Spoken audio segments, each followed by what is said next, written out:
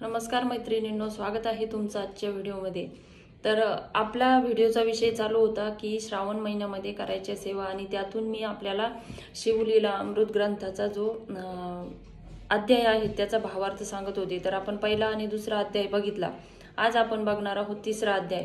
अनंत कोटी ब्रह्मांड नायक राजाधिराज योगीराज श्री स्वामी समर्थ महाराजांना वंदन करून आणि भगवान शंकराच्या चरणी नतमस्तक होऊन आपण आजच्या व्हिडिओला सुरुवात करणार आहोत। तर आजचा व्हिडिओचा विषय आहे की शिवलीला अमृत ग्रंथातील तिसरा अध्यायाचा भावार्थ।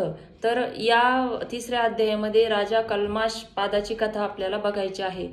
तर सूत म्हणतात की पूर्वी इक्ष्वाकू जो वंशात मित्रासह एक चक्रवर्ती सम्राट होऊन गेला। तर तो शिकारीसाठी गेला असताना त्याने काय केलं, तर शिकारीला गेल्यानंतर जंगलामध्ये एका राक्षसाला त्याने मारलं। आता त्या राक्षसाला मारल्यानंतर त्या राक्षसाचा जो भाऊ होता त्या भावाने या राजाची मनुष्य रूपामध्ये भेट घेतली आणि त्याला आपले पाक कौशल्य दाखवले। म्हणजे त्या आपल्या भावाचा बदला घेण्यासाठी या राजाला त्याने मनुष्य रूपामध्ये येऊन प्रभावित करण्याचा प्रयत्न केला, पाक कौशल्य आपले दाखवले आणि त्याने प्रसादात आचार्याची नोकरी मिळाली। म्हणजे त्या राजाच्या दरबारामध्ये त्याने आचार्याची नोकरी मिळवली। पुढे या राजाकडे वशिष्ठ ऋषी आपल्या भेटीस आले आणि त्यांच्या जेवणाची व्यवस्था या राक्षसाचा जो भाऊ होता त्याच्याकडेच आली। तर या राक्षसाने काय केले की त्या वशिष्ठांना नरमास खाऊ घातले। म्हणजे जो स्वयंपाक केला त्या स्वयंपाकामध्ये त्याने नरमास शिजवले आणि त्या ऋषी मुनींना खाऊ घातले। तर हे अंतर्ज्ञानी ऋषींना लक्षात आले, जे वशिष्ठ ऋषी होते त्यांना अंतर्ज्ञानी असल्यामुळे ते लक्षात आलं की आपण नरमास भक्षण केले आहे। आणि त्यांनी संतापाने त्या राजाला शाप दिला की तू निर्जन वनातील राक्षस होऊन नरमास खाशील, असा शाप वशिष्ठ ऋषींनी त्या राजाला दिला। राजाने चौकशीसाठी आचार्याला बोलवायचे ठरवले, परंतु तो आचार्य होता, जो राक्षसाचा भाऊ आचार्य होता, तो तिथून पळून गेला। तेव्हा ऋषींनी अकारण शाप दिला म्हणून राजाला खूप संताप आला। तर राजाने त्या ऋषींना प्रतिशाप देण्यासाठी हातावर पाणी घेतले, पण त्या राजाची जी राणी होती मदयंती, तिने त्यास परावृत्त केले आणि राजाने ते पाणी आपल्याच पायावर टाकले। त्यामुळे त्या राजाचे पाय काळे पडले आणि म्हणून त्याला नाव कल्माशपाद असं नाव त्या राजाला पडलं।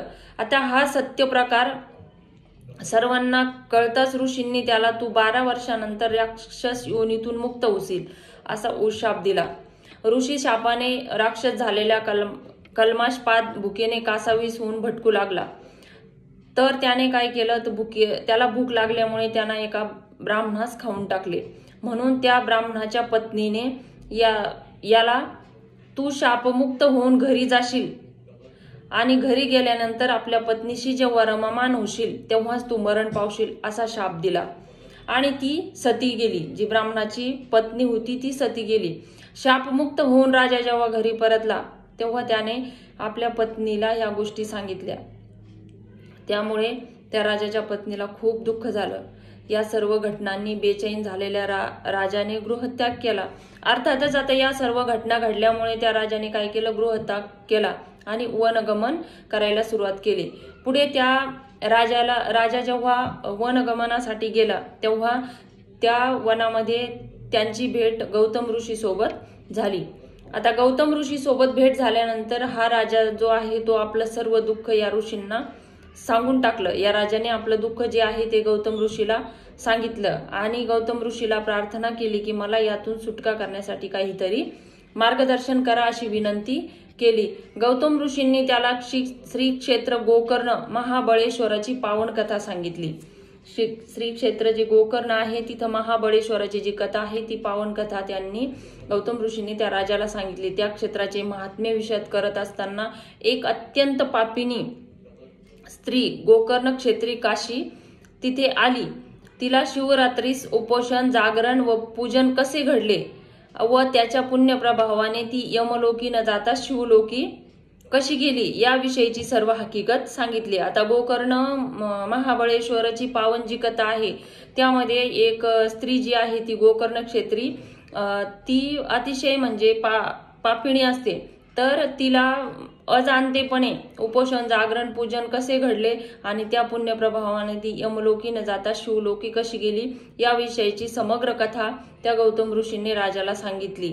त्या ऋषींच्या मार्गदर्शनानुसार राजा कल्माशपात श्री क्षेत्र गोकर्णास गेला व तेथे शिव आराधनेमध्ये रममाण होऊन ब्रह्महत्येच्या पातकातून मुक्त झाला आणि शेवटी शिवलोकामध्ये गेला। तर ही कथा होती अध्याय 3 जो आहे शिवलीला अमृत ग्रंथाचा। तर अत्यंत छान कथा आहे। जे गोकर्ण क्षत्रीचं जे महिमान आहे ते आपण भागवत ग्रंथामध्ये ऐकत असतो आणि तुमच्याकडे दुसरे कशामध्ये जरी असेल तरी तुम्ही नक्की वाचा आणि हा जो अध्याय आहे याचं जरी पठन केलं, याचं जरी पारायण केलं तरीही मी तुम्हाला पहिल्याच दिवशी प्रत्येक अध्यायाची फलश्रुती सांगितली आहे। तर प्रत्येक अध्यायामध्ये खूप सारं रहस्य आहे आणि खूप सारे त्यातून आपल्याला घेण्यासारखंही आहे आणि आपल्या पुण्य संचयामध्ये वाढ करणारे खूप सारे त्यामध्ये मुद्दे पण आहेत। तर अशी होती ही आजच्या 3ऱ्या अध्यायाची कथेचा भावार्थ। पुढच्या व्हिडिओमध्ये आपण बघणार आहोत अध्याय 4। तर भेटूया पुढच्या व्हिडिओमध्ये। आजच्या व्हिडिओमध्ये बस इतकंच। सर्वांना श्री स्वामी समर्थ।